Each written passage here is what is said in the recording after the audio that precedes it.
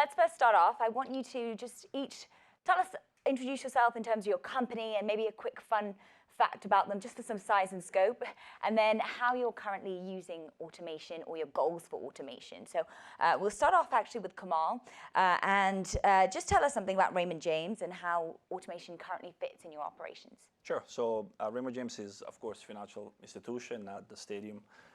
And we just celebrated 60 years, 60th anniversary. We have over 1.2 trillion in assets under our administration.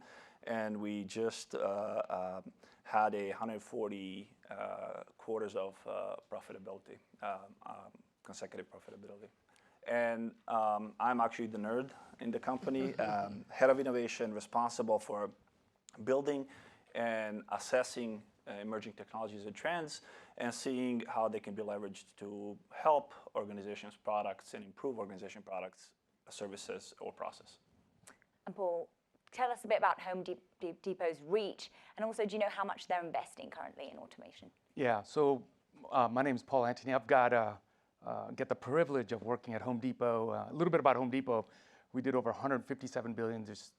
We announced that this last week. But what's cool is we did almost $47 billion in growth in the last 3 years. So kind of gives you an idea of the turmoil the company's kind of gone through to kind of bring that to bear. With that, I've got responsibility for multiple areas inside the technology space, from store systems to HR and now the supply chain.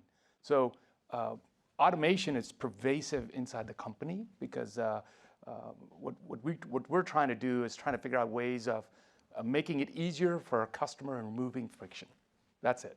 Now, how that manifests itself in all the different areas is pretty broad. So the teams have continually trying to find ways of making that happen, leveraging every piece of technology as well as systems changes to make that happen. And Neal, tell us about Regions Bank and what your goals are for automation in the company. Sure. Regions Bank is a top 20 regional bank in the United States. We have about $160 billion in assets. We're in 16 states across the Midwest, Southeast, and then South Texas, Louisiana. Automation for us really ties in with our strategic objectives, which are very clear: soundness, profitability, and growth, and in that order. So when you think about soundness, as a bank, as a financial institution, risk management is key for us. How can we automate controls? How can we understand when we're seeing risk across all the risk disciplines? Profitability really gets into efficiency. How do we get into deals that makes sense for us? And then from a growth perspective, as was mentioned earlier, automation is not just about cost saves. It is an opportunity to grow as well. And how can we use that intelligent automation to really identify opportunities for growth within our existing customer base, and then new customers as well? And I'll pick up from there as the key arguments for it: cost efficiencies, cost reductions, but also improving the quality or the product or service in here. So Paul, how do you judge the value of automation when you're deciding whether or not to go ahead with the project? Oh, for Paul? Yep. Paul. Yep. Well, at the end of the day, if we can remove friction and enable the customer, there's a tremendous amount of push to make that happen. Let me give you a simple example. In this last year, we've now enabled a handheld device for every associate in the store. It used to be just a very specific set. Now it's available for every associate. Well, that's great. Now the associate is actually able to spend more time with the customer, enabling them, as opposed to trying to figure out, how do I go do one thing or another? And we're actually managing the tasks for them. Now, how do we decide those tasks for each individual associate? And based on their role responsibility, we're actually using a very high amount of machine language and AI in the background to decide that, make those decisions, and enable the associate. We do all of that, and now it's essentially up to the associate to be engaging with the customer. We increase that amount of time that they are able to do that.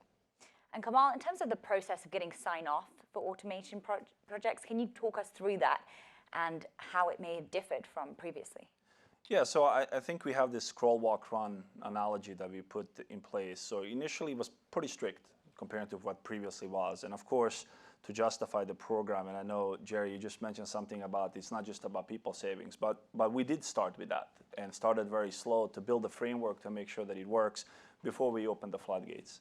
We've been at it for 5 years now, and so it's no longer about just people savings. There's other benefits. So, you know, we talked about efficiency, and no matter how many people you throw in on a project, there's still robots will do it faster.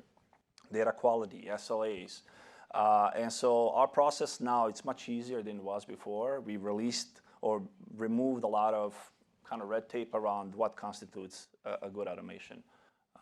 And it's much easier now to get approval to automate something. And Neal, does that compare to how it's at Regions Bank? Imagine with all the regulation and compliance there, you may have a similar process. Yeah, you know, we go through a pretty robust process before we, you know, allocate capital to certain projects. But you know, what we've done in the past decade has gotten really good at strategic planning, right, and prioritization. So you know, there's opportunity all over the bank to do many things, but you know, not everyone can. we don't have enough capital to spend on everything, right? We need to really narrow it down, and really that starts with, you know, what do our customers need, what do our customers want, and where do our associates, you know, where can they benefit? So that's really the starting point, and then from then we go through a pretty intense process up front to ensure that we're investing in the right things. But then as we start executing, it becomes more of an agile process, because the fact is, the assumptions that you have at the beginning of a project, more than likely, many of them are not going to be true, you know, as you start, right? Day one, things change. External circumstances, we talked about a time of uncertainty, that impacts what you're going to be doing. So as you execute in an agile manner, you have the ability to pivot to still meet those same objectives, but do it in different ways, because you're essentially doing new things with automation. And I'm interested in what the actual design process is for the products. Yeah, so the design process very much follows our architecture principles. So when we think about automation, we don't think about it, you know, separately. It is just one tool in the toolkit of the technology department. So we start very much with customer journey mapping, associate journey mapping, then that's followed by process mapping to really understand the end-to-end process in a lot of detail. And it's a little bit of, you know, it's a lot of upfront work, because there's a tendency to, oh, let's just get started and, you know, into a process. Here's something we want to go solve. That's not always the best thing, because there's dependencies, you know, up, down, left, right. And if you just go deploy something, you might optimize something in the middle of a process, which just creates whip and queues downstream. So we try to look at the entire process end to end, and then say, okay, well, what is the optimal solution for the target state? And Paul, would you agree? How do you manage that risk and reward here? Yeah, it's definitely the same approach that we take now. The big thing is we want to get an end-to-end view. For you to be able to do that, you've got to go investigate and learn. And I would tell you, more than not, at least for us from a DC distribution center and stores, we actually have to go into those facilities. You have to physically tour and understand what the processes are. And until those are understood, you really can't talk about how do you change it. Now, I will add one thing, and I think it's critical. Automating something is not where we gain, and I think you said it earlier. It's critical that you change. You change what you're doing, and how you do something, and when you do something, fundamentally has to be changed for you to get a tremendous amount of value. You can optimize, that's great, but the big win is when you stop doing something and start doing it totally differently. And I would emphasize it's also being competitive. I think that ends up being the goal at the end of the day. Technology is moving way too fast, and for us not to act now, pretty soon our competitors will have the technology that we need to stay. So we have to do this to stay competitive. I'm going to pick up on that point there when you're talking about the evaluating of the project. You know, so you design the automation, you get the approvals, you try it out, but how do you then measure the success? So Neal, tell us, after you've got the approval, how do you measure the success of your new project? Yeah, I mean, I think it starts up front. I mean, before anything is approved, you need to have your success criteria, your acceptance criteria all defined, right? I mean, so often projects are executed, and then, you know, the party starts when you implement, but no one knows if that's successful or not. Just implementing the capability may not have actually given you what you thought you were going to get. So you have to have those, leading indicators and lagging indicators to really tell you, is this been a value add for Regions overall, or the company overall? And Paul, can you give us an example at Home Depot where you've got a project that's offered some real change for the company? I want to kind of build a little bit off of Shah, because I think having the metrics are critical, but it also allows you to know if you failed. So it's not always looking for success. It's really looking for, okay, I've got to change and do something different. If the idea is solid, then and the metrics help you get to that point. I would tell you one of the biggest things for retailers, if you want to win in retail, number one thing is to get the product on the shelf. If you can't get the product on the shelf, the customer's going to walk off because we just didn't satisfy them. And you would think that would be easy. It's probably one of the hardest things to do consistently every day, every location, i.e. 2,300 plus stores. And so to pull that off, leveraging devices and the technology, that was easier then, very easy to do if we could get each associate to follow the same process. Very simple to do, but hard to measure, and we can't just look at sales. That's just one aspect of it. So Kemal, if you could jump in here, what would you say are the characteristics of a project that isn't successful and that doesn't ultimately work, kind of picking up on the points here that Paul was making? I mean, it's all also around the usage as well. I mean, we've had lessons learned in share of projects where we would potentially implement something, but it's not being used, or at least a hard time to getting people adapt to follow the process. There's a trust issue with it as well. But I think over time, I think people do understand, and I kind of piggyback to what two of you were saying, is that the goal here is also to have as much statistics to show. That's actually a selling point. When we approach our business and we talk to them to say we should automate the process, we tell them the value behind it too, to say we're going to get you the numbers. You'll see how many processes failed and why they failed, how many transactions we processed. And by the way, if a human is doing it 1 time a day, we can do it 7 times a day. So these are all kind of different values, but it really depends from a case to case. The failure, I would say most of the time, if you do all the due diligence, going through the SDLC, capturing the requirements, doing technical design, we also do skeleton bots just to try it out to see that it works well with the technology. At the end of the day, it's just usage. It ends up being, if you did your due diligence, it's just convincing your business users to follow the steps and start getting plugged in automation. And I mean, this is to address to all of you, but I think, when people talk about automation and they see that on the news, they automatically think job losses, they think, job security and all of that. Do we still need human interaction with these processes? So 5 years now, we've been doing RPA, and we have not had a job loss. It's job opportunities. Nobody wants to do old mundane work day to day. And so we usually have the more thought-provoking jobs for associates. We have also hiring avoidance as well. So as part of the kind of hiring process, our senior leadership looks at that and says, can that be automated versus hire? But we haven't had in 5 years, not one person being let go because we've automated something. I'm not sure if any Yeah, completely agree. I think when automation first, started becoming the buzzword and very popular within companies, especially like robotics process automation. It's like, all right, the robots are coming, everyone, humans are out, and we're going to replace, all these jobs. That's not the case at all. Really, it enhances the jobs that exist today. And like Kemal said, there's a competitive environment out there for people, right? If you have people that are not doing jobs that they feel fulfilled in, that they feel a sense of purpose, they're going to leave. They have options, right? So our best bet is to create jobs that give them that, and I think automation can really help. So on that, how do we actually create a culture that embraces technology in the workplace? Kemal, you've often said that firms don't recognize the benefits of automation. So why is that, and what are the benefits at Raymond James? Well, I think unfortunately it is, as mentioned earlier, that everybody's looking at the people savings, and some of the stuff it's really hard to measure. So it becomes cultural, and it starts from leadership. Our leadership, including our CIO and even CEO, even if you listen to Paul, he's saying he's investing a lot in technology. It starts there. It's cultural to be able to invest in automation. And then from that point on, everything else ends up being easy if you follow the steps from an SDLC perspective. And so, yeah, I would say it's cultural. You need to have a support. You need to follow the process from an SDLC perspective. You need to pick the right processes.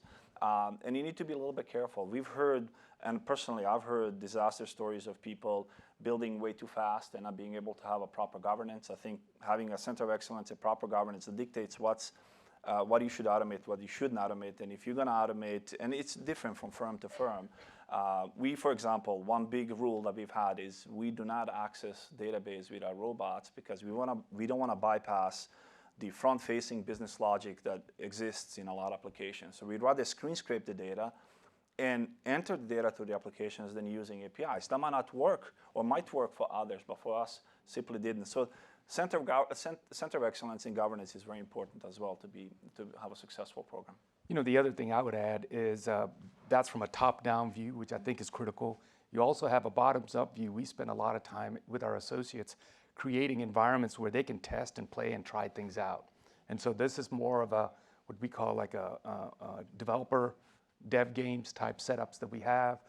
We have groups and we'll do business problems. Now, those don't go into production, but it's interesting when the business teams see some of these solutions, ideas then start rolling that actually make more sense. So, you know, and it's fun for the dev teams because now they're sending a sprint of maybe a week, intense work on their part, and they get to see the glory of, oh, look at this. And so creating that inside the company is just as important, so you now have the capability of executing against it. And Neal, would you agree on how to kind of embrace that culture in the workplace and whether you think firms are recognizing the benefits of automation? Yeah, no, I agree with both of these guys. And I think one key thing that we're continuing to learn, being on the tech side within the business, is that you have to speak the business speak, right? You can't get carried away with the shiny technology and try to sell that to your business partners. So often, developer walks into a room super excited about what he's built and all the capabilities and the non-functional requirements and the scalability and all these things that can be done, and then the business person's like, I have no clue what you're talking about. Can I do it faster than writing it down in my notebook or typing in Excel? And that's critical, right? You have to speak the business speak and turn these into products. So one thing that we've done at Regions is really, even from a data side, we have AI products, right? And they're really built, marketed as products, like business products versus technology products. And I think that's key. Yeah. And I have an audience question here that I want to get to. So what have you found that customers want, which has been fulfilled with intelligent automation? Paul? Well, for us, the best example that I have is we've actually gone into search, spent quite a bit of time on intense search, trying to figure out what is it the customer is asking for. So if you're doing search on a Home Depot website, there's a tremendous amount of AI underneath it to help get to the right product that you're looking for. And you think about all the combinations that you got to deal with in a hardware or a do-it-yourself type store. This is amazing. So that's one that I would kind of hold out as huge work that the team has done to not just drive automation, but really trying to get AI to get the right answer for the customer. And Kemal, Neal, a quick one for you as well, just about how intelligent automation fits into the finance industry specifically, and also I'm interested in how the customer side of it in particular and how it affects that part of the business. Yeah, for Regions, right, we're a full service bank, so we may have customers who have multiple products with us. Traditionally, architecture behind the scenes has been somewhat siloed, right? Over time, you have your business bank, you have your consumer bank, you have your wealth, you have fraud operations, all running different systems. So when a customer contacts the bank, they don't want to talk to 5 different banks. They want to talk to one bank, and they want us to know why they might be calling based on other things they've done in various channels. They can walk into a branch, they can go online, they've got their mobile device. So for customers, they want us to really predict why they're calling and quickly take the friction out of the process. I mean, not dissimilar to what Paul said around taking the friction out and getting to the product faster. They want to get to their answer faster. So for us, it's very much about knowing your customer and being able to kind of offer them the advice and guidance they need. Good, great. And we are running out of time, but I have one quick question that I want some quick, snappy answers to. It's just about looking forward and what the next level is for automation. So, Paul. The next level, I don't think is fundamentally changes. In my mind, technology will continue to evolve and change. Our job is to figure out a way to leverage that for business. So, to me, the way I look at it is how am I going to change the business based on whatever the technology that's available. It'll be interesting to see what ChatGPT can do and what's real and what's not. But at the end of the day, if I'm making it easier to allow a customer that walks into Home Depot to complete their projects, the better off we're going to be. Yeah, these answers won't age well, I'll tell you that. In about 6 months down the road, we're going to laugh and say, what was ChatGPT? But I would say, I think it's all about the speed. And I would say, if anything, quantum AI, quantum computing, I know it's early stages. I know there's a lot of discussion on post-quantum readiness. But I do feel that even though AI is right now really fast, I think with quantum, it'll get to that next level. And in my opinion, I think that's going to be a game changer. Autonomous flying cars. No. You know, in the 80s, we thought Back to the Future was going to give us that, and we're still not there. I think it's disparate data coming together for insights, right? How can we create insights, just cut through the noise and get straight to insights? And I think you know, intelligent automation can definitely help there. Okay, great. On flying cars, we're going to end on that note. Yeah. Thank you very much. I want to thank our panelists because we run out of time, but I thought that was a fascinating conversation and we could have gone a lot longer. So thank you very much, Kemal Kvakic, Raymond James Financial, Neal Shah, Regions Bank, and Paul Antony of the Home Depot. Thank you.